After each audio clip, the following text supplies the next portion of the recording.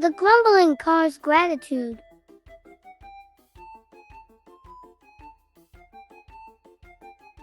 In an imaginary world, cars and trucks could talk just like people. They zoomed and vroomed all around. One car, his name was Carl, always complained. The road is bumpy, he grumbled. The weather is too hot.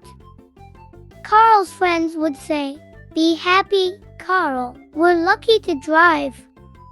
One sunny day, Carl's tire got flat. He couldn't move. His friends gathered around to help. "We'll fix you, Carl," they said. Carl felt worried. He saw how his friends worked together to fix his tire. After a little while, Carl's tire was fixed. He felt so happy. He looked around and saw his friends. "Thank you," Carl said with a smile. "I'm grateful to have you all." From that day on, Carl stopped complaining. He realized how good life was.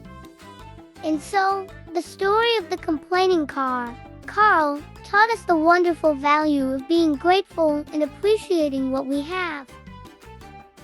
The end.